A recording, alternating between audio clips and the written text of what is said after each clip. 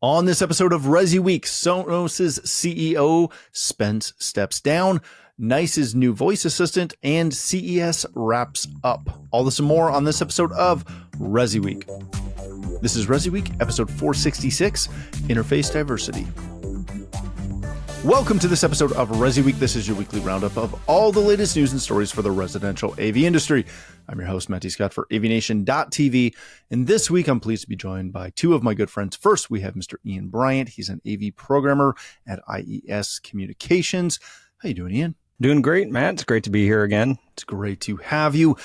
Next, we have the ever-popular Mr. Jeremy Glowacki. He is the new editor-in-chief over at Projector Central. So first of all, congratulations, and thanks for being here, Jeremy. Thanks, Matt. Big change. Not trying to know a little bit about everything, but a lot about one thing, which is projectors now. So, back to the commercial world as well. So I'll be at Infocom coming up. Wonderful. And not at ISC this year. Going to do that next year. We're just a little too much at once with me going to CES and then trying to get to ISC. So thanks for having me back. Hey, thank you for being here. And again, congratulations.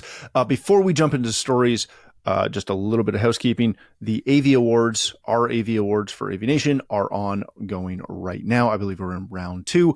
If you're interested in that, go to the website. You can follow the links, vote for the awards, because they are reader/viewer/listener driven.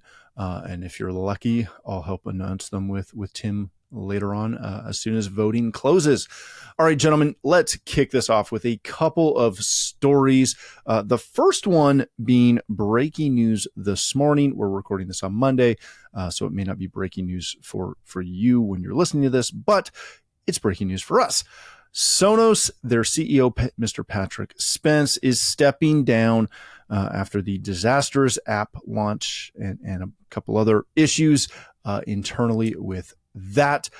This comes to us from The Verge. Again, it was announced around 11 o'clock this morning on Monday. There has been a lot of speculation about this. I've talked about him not making it through their annual general meeting, which was coming up in March. So I believe they beat it with this. He is stepping down. They're moving up their current something. I lost it for a second. I think it was the CTO, Chief Innovation Officer, is moving up to take that as an interim position. Spence is going to stay on kind of in a consulting role for a couple of months just to help with that transition. Ian, let me start with you on this. I don't know if anyone was overly surprised that this happened. I'm a little surprised with the timing, but again, I think this was just kind of inevitable at this stage in the game for Sonos. What does this mean for Patrick? What does this mean for Sonos? New year, new guard? I don't know. I mean, timing is definitely interesting, but I mean, it's not surprising. We had been talking about this for a while now as a group, and I think the big question on my mind is, are they going to be able to repair some of the damages done, especially in the CI market with, where integrators have completely turned away from using the product and recommending it. I don't know what the future is going to be for Patrick. For Sonos, I think first is going to be for them to run interference and try and regain their footing, if any had been lost. I think it's going to be easier for the direct to consumer. There's not really many other options for the consumer, but the CI channel. There were a lot of players that were at CEDIA Expo this past year that were releasing competition or competitive devices and platforms to it. So is it going to be something they're going to be able to backtrack and save? I think that's the biggest question is how much faith does the channel have in the potential new guard coming in and taking over? I get what Ian's saying. I think the consumer market will come around fairly quickly, especially once they finally iron out some of these issues and stop generating new issues. But I don't foresee that being like, this won't go on forever, right? for the CI channel, does the CEO of Sonos in this case, does it really have that big of an impact for the CI world if they bring in someone and they solve some of these problems and they continue to bring some new products, listen to us a little bit, the whole CI channel will get over this. Does the CEO really drive that conversion, or is it fix the product? Yeah, no, I don't think that it matters. I think he's a sacrificial lamb even for people that care about what's going on. And I don't think he handled this debacle with the app and the headphones rollout at all well. And clearly we've talked about that before. I think the company has to show that they've done something, extreme to do that. I'm surprised it took this long, but I guess, It's a big company and they have a process. So, I do think that for those who are really paying close attention, it makes it feel like there's at least some action to back up the mistake and the fact that he was the figurehead that didn't respond quickly enough. He should take the heat. But it's not going to change probably that much about the way the channel works with Sonos. I still think it's probably one of the more recognizable brands to consumers. Now, I know in CI, we always try to remove the brand from the solution. We're putting together a smart home solution, a custom integration solution. We're not talking about this product and that product and cobbling them together. It's all about the brand of the integration company that's doing the solution. So, but that again, Sonos can be like the way in, the path in to sell to a customer because they do know what Sonos is. Most companies in our channel are not as recognizable. When you get away from like the video, for instance, the Sonys of the world, that type of thing. So I think they play a very important role in creating visibility for what is integration. For those who have never heard of it, have the money to spend on it. And I do think that a lot of integrators still think that Sonos makes the best sound bars. They provide, great solution for audio. Then, we just have to get past the app thing.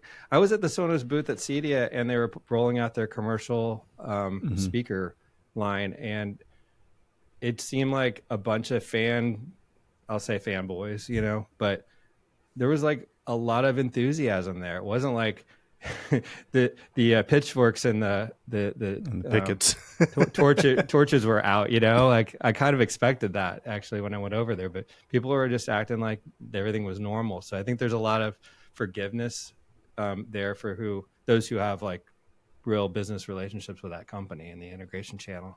Yeah, that's a great point. Before we move on, I'm officially throwing my hat in the ring to be the new CEO. I will bring them to much better levels than they were running before, if you can tolerate another Canadian as CEO. But again, happy to help. I feel like I've got a good handle on the situation. I do think it's interesting that it took as long as it did. Granted, I'm not shocked that they did not want to go into Q4 and the Christmas buying season with turmoil in their HQ. Because again, I think something that the CI channel continually forgets about Sonos is they're not one of us. They're a publicly traded company, and they have to deal with things because they're a publicly traded company in a manner that your, favorite custom integration world speaker manufacturer doesn't have to. There's a different ballgame that they have to play because of that reason, or because of their status. And I think that is overlooked way too often in the conversation about Sonos, where so many of our CI friends get on their high horse about, I need something that's better than this. Because your customers love it, which I always just laugh at. All right, let's change topics for a second before I piss off the entire CI world. Just most of them. All right. This comes to us from Residential Systems. NICE launches their new Mylo native voice assistant. It's now available with the NICE OS 8.9 software upgrade. The voice assistant is going to integrate with their home management platform for enhanced control. go read through the article. It covers every aspect of what you can do with their new voice assistant, from the native integration, the intuitive control, et cetera, et cetera, et cetera. Jeremy, I'm impressed that NICE is going down this vein. I feel that this is something that every integration manufacturer is going to have to address. They're either going to have to partner with someone or create their own voice assistant to compete with literally everyone from Alexa to Josh to Comcast voice remote. Is this just, I don't want to say is this just another voice assistant, but is this the direction that every player in our space has to go down at some point? Yeah, I mean, I think that there's a client base that just really finds voice assistants appealing, and maybe it's the older demographic still hanging in there. I'm not a big fan of it myself. I don't typically. I'd rather push a button, get an app. I don't like talking to my house, but I get it when it works really well and how it can be convenient. Your hands are full and you need to trigger something. I actually I'm probably the least of my family members like using Alexa. That's because that's all we have in terms of voice assistant, but it's not integrated with everything else, so there's a little lack of capability other than doing your old-fashioned timer thing and getting news and things like that. But I do think that the efficiency of working with a dedicated system is where this is going. Obviously Josh works with all the different control systems and has been improving every day, and the AI features have been enhanced as that is all the large language models that they really have been working with forever have become like amazingly efficient. So I think that, if you're trying to keep maybe costs down a little bit more with your integrated system than having your dedicated one, because Josh is known as a premium product, then that's probably where you would go with this. But I frankly was actually a little bit surprised by it, because I felt that Josh had made such inroads as the industry solution that just worked better. So when I saw the demo or heard the demo of this from NICE, I didn't really get that much on a trade show floor, but when they discussed it with me, I was a bit surprised by it. And I haven't seen a lot of movement from the other integration companies, the other control companies. So maybe it won't happen, but I can see the advantages of it. It's the faster execution of the commands, I think, is the huge one that was always a problem with Alexa and working with the integration stuff. So that's probably one of the things, and that encryption and that sort of stuff. So I'm curious to see if it does go through to other companies, but at this point, I think it's really cool that NICE is doing it. It gives other options within that ecosystem. Yeah, that's a great point. Ian, does this elevate NICE to the North American market? I think so. I mean, there's a lot of competition here. I mean, every time someone comes out at a trade show saying that they're a new control system, it's an uphill battle. Even when, Josh released that they were expanding their line from just voice to, touchscreens and handheld remotes, and there's just been so many players in the game from a control system side of it for so long that getting into this market is always going to be tight. And when you start getting into the price bracket, it's even a smaller group. It's not your general consumer. It's that midline to getting into the higher end. So it's even a smaller footprint of the market to get into. As Jeremy said, I was impressed with some of the features that they announced. I was actually surprised. They say that they're able to do compound commands. They've got a data encryption for privacy, the speed, the working with Sonos. There's a lot of they didn't just come out with it. They came out with it and they had all the features packed in that you would expect to be competing with someone like Josh. they're on the backbone of a lawn, right? Yeah. They bought a lawn, and the remotes and the touchscreens that they're utilizing to make voice work was a top tier lawn system, really. Yeah. I mean, yeah. And Elan's been around for a long time. And I know some really great luxury integrators around the country that are still tried and true Elan dealers. That part of the industry is still, you've got Crestron and Savant and Control 4 kind of leading the charge, and it's hard to break in to those three. They're the pillars, and adding these voice commands or this voice feature, I definitely think is going to, put them a step up, because, it's not something that everyone can do, especially with the amount of features that are added. So, I think it's great. More, the more we can provide our customers with options.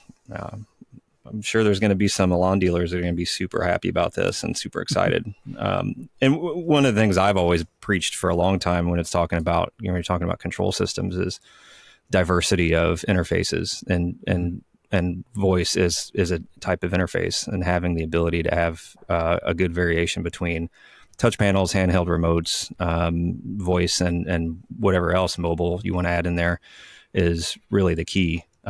It was funny, the same time this came out, there was the Josh, their year of commands, the top 10 commands that they sent out. And I think it's pretty apparent that a lot of the commands that people are asking are when they're in situations where they don't really want to have a device or a mobile device or something in their hand. It's like when you're in bed, getting into bed or getting out of bed, or when you're in the kitchen or in the bathroom, or you're somewhere where it's something is very helpful to just speak it out loud and have something happen. And I still think that is the best use case scenario for voice, and it will continue to be and grow, over the years. Nice is, kind of gone through that evolution of, we're, international company kind of coming into North America, rolling up these brands that that were already kind of rolled up, but we're going to rebrand them. So there's like a branding story for about a year, and you didn't really see necessarily that much product innovation. It was more like simplification of the product lines, and sort of saying we're going to keep these features and kind of move on from these other features. And you would talk to them, and there was this awkwardness of, this is the speakercraft thing, right? And you would, have to like just sort of, this was what used to be speakercraft.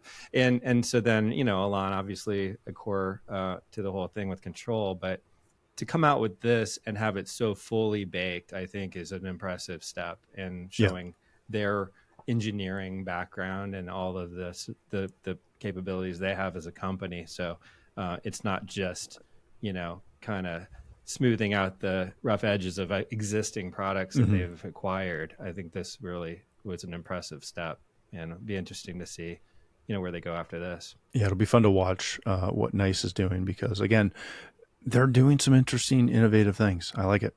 All right, let's wrap today up with a story that comes to us from a Residential Tech Today and Mr. Jay Basin. Innovative smart home products that were shown at CES 2025. Obviously, that all happened last week, so we could not miss covering it this week now that it has wrapped up. Go read through the article. This is, Jay's kind of focus on what he saw coming out of CES that excited him. But I want to start with you, Jeremy. CES is a tech bazaar like nothing else. What did you see, either in your short time there or in the news following, that was exciting, that was innovative, that intrigued you? Well, my focus was very narrow, as my job now. Was it Projector Central? Well, it was Projector centric at least. Yeah. But yes. But so, I had not been to CES, and I was trying to do the math on it, and it feels like it was 10 years ago. It's kind of crazy how much time has passed, but you throw COVID in the middle of that and everything. But I went in with like this Pavlovian kind of feeling of the worst experiences I've had at trade shows have been at CES, just because of the logistics of getting from point A to point B. It was a lot better this year. And I'm not saying it wasn't busy. It was busy enough, but it's just gotten better. And, you go in and there's not this one sort of big flag, whatever it is. Like Google dominated one time, when I was at CES. Like it was just all Google message. And I remember way back it was satellite radio, like the XM Sirius battle. There was some message, some big overarching theme that was dominating the show. That's not really there anymore.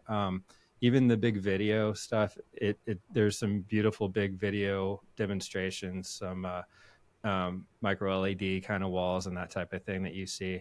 But when I go in there, what I see with the projector stuff, there's a lot of these Asian companies with these portable projectors now. So very much consumer driven, trying to, I think, cater to the younger demographic when it comes to projectors. You can definitely, see that if you just go to Samsung with their little portable fun, shine it on the ceiling kind of thing. These are more sophisticated than that. We're seeing laser projectors at an affordable level. There's a company that you may have heard of. It's got a funny looking name, but it's pronounced X Jimmy. I don't know if you guys know that brand. Mm-hmm. They had a product that it matches up with a screen. So it's a ultra short throw, and it's a retractable screen built into a case that's very designer friendly for a family room. And I guess what these companies are trying to do with the ultra short throw, another big one is Hisense, because they had a huge booth. Couldn't believe how much they dominate the floor with their booth there. Is these matched up screens and ultra short throw projectors competing now that there's 100-inch flat panels available. They're going 110, 120. They're basically increasing the size capabilities of projection to compete with the flat panels that have gotten so huge. Like you may not want a big panel on your wall that can't look like a beautiful picture, like a Samsung frame. So you have a retractable screen, ultra short throw. Early days of ultra short throw, I wasn't a huge fan. I didn't think they looked as great. Now the screens have gotten better at light rejection, and the video's gotten better and better every year. So those are the things I was seeing, the mini projectors and the ultra short throws. I like it. All right, Ian, what did you see? What stuck out to you? Was it the robots? Was it the bendable displays? Was it the smart rings? I didn't. Unfortunately, I didn't get to go. I tried to read the dailies every day. From some of the wrap ups that I've seen from ResiTech and Verge and some of the others. Honestly, I'm going to be a little pessimistic here. Sorry. I just wasn't really impressed with what came out. I feel like we're in this weird phase, which we occasionally get in, where it's just a little bit of incremental improvements on current technology, but nothing really groundbreaking coming out. And sometimes we get in those lulls, and that's to be expected. The robots, we've had the robots for a while, and they're getting better. Now they can, the one can sense whether it's a dirty floor or a wet floor, and it changes. And I'm still waiting for the robots from the scene in the Fifth Element, where it hears the sound of the glass crash on the ground, and they all come out because they know what they're supposed to do, and they know where it's supposed to be. And the wearables, the wearable rings, we've been there, we've seen that. It's things that have been around. Like I said, I think there's some improvements, but so the Lenovo laptop that had the rollable screen that expanded, it's that's cool. It's flashy, but it's a feature no one really asked for. Who asked for their screen to grow by 4 inches? And then did just into a weird not? Format. I don't care. Okay. Just more real estate. Yes. But you get a Mac, you could slap up an iPad on the side of it and extend your display that way. But then I got to carry an extra iPad, which I do. Anyway, I'm waiting. I think we're close. There was a lot of cars and more cars this year, I think, than normal. Some of the Sony's now releasing their car that's over $100,000, and there's a lot of stuff that's going on. But I feel like we're in a transition phase right now, and just kind of and maybe in the next couple of years we'll be really seeing some big changes going on. I'd like to see more focus with everything that's going on in the world. I think it would be cool to see more focus on sustainability and some ways for people to live in this changing world that we're experiencing. I think that would be inspirational to see at a show the size of CES. It's not the show for that. Well, I don't want to break it to you. I love the optimism. You could get flashy with it. I know. Anyway. But it is not it is the, check out our new sustainable packaging on the new TV that you need to buy because it's bigger, better, brighter, and faster. Right. I'll wrap this from my view very quickly. I did find that new Lenovo laptop to be fascinating. And it's not an aspect ratio that I'm looking for, but the concept is fantastic. Yeah. And the concept of being able to, have a display. I can't wait till it grows beyond the laptop. When this grows to something that is on the wall and I can have it be a 65-inch that fits perfectly, above my fireplace for daily viewing.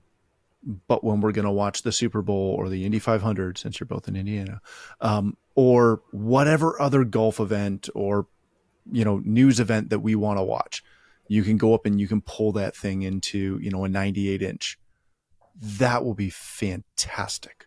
Or, that can transition to a, 235 to 1 or 240 to 1 aspect ratio instead of doing some sort of masking. The flat panel display actually changes its size. I can see that's pretty cool. That concept, the bendable LED that Samsung was showing in this itty bitty, gosh, it reminds me of when Sony first debuted the OLED, and it was like a 14-inch display, right? If you're just watching, I'm holding up my hands like a postcard. That tech, I think, is fascinating to watch where it goes and how quickly it evolves. The robots creeped me out. I'm not going to lie. They just continue to creep me out more and more every time they show them. But that was kind of the gist of what I saw. The NVIDIA announcements were ridiculous. And their new home PC that is just a juggernaut.